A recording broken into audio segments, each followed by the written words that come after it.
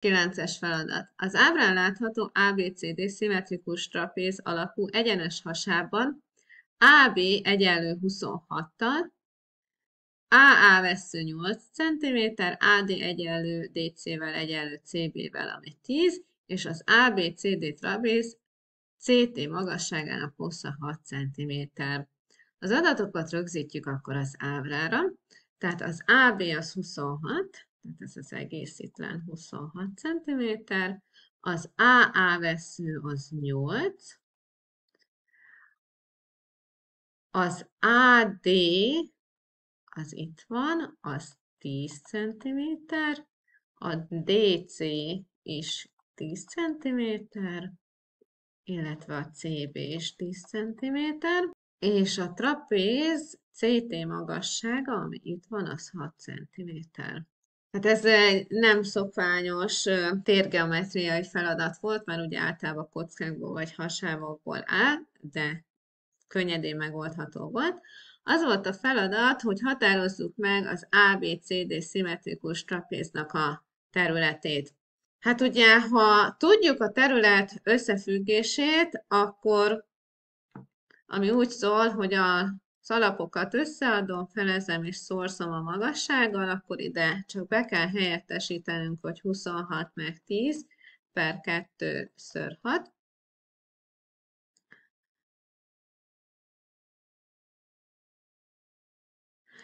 Ami, ha összeszámoljuk, akkor az 108 négyzetcentiméter. De mi van akkor, hogyha esetleg nem tudjuk a trapéznak a terület összefüggését? Ez itt 26, 10, 10, 10.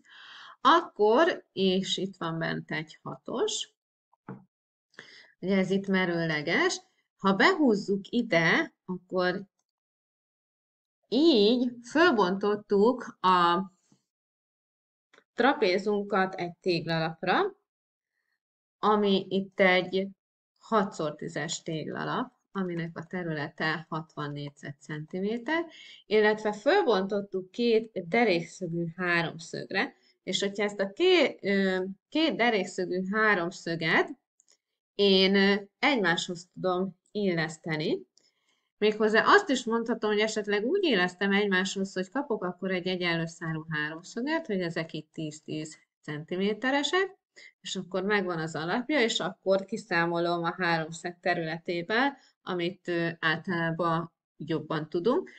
De mi van, ha esetleg azt se tudjuk? Ugye a háromszög területe az úgy szól, hogy alapszor a hozzátartozó magasság per 2.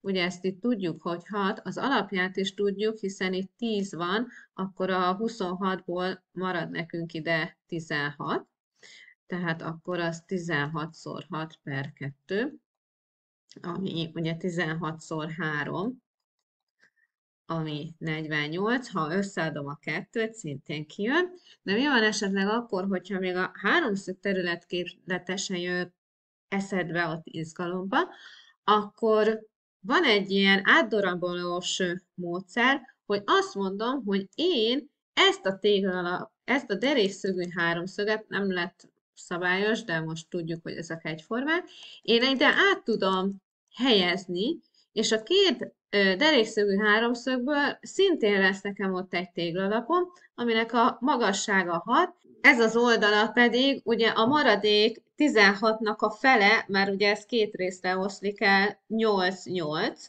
itt a két oldal, tehát így ennek a téglalapnak a területe pedig 6x8, ami szintén 48 négyzetcentiméter, és ha így gondolkodol, akkor ugye nekünk a 60-at és a 48-at össze kell adni, és már is megkaptuk ugyanazt a 108 négyzetcentimétert, mint hogyha tudtuk volna a trapéznak a területét.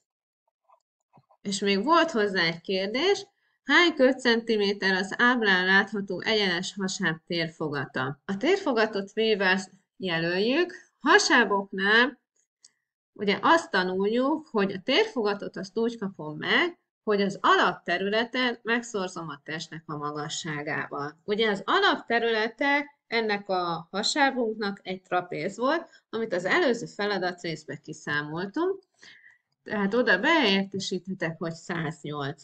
A testnek a magasságát megadták, ugye az itt az AA vesszővel jelölt rész, ami 8 centiméter, tehát ezt meg kell szoroznunk 8-al, 108-szor 8, az 864 köbcentiméter lesz, és ezzel meg is oldottuk a feladatunkat.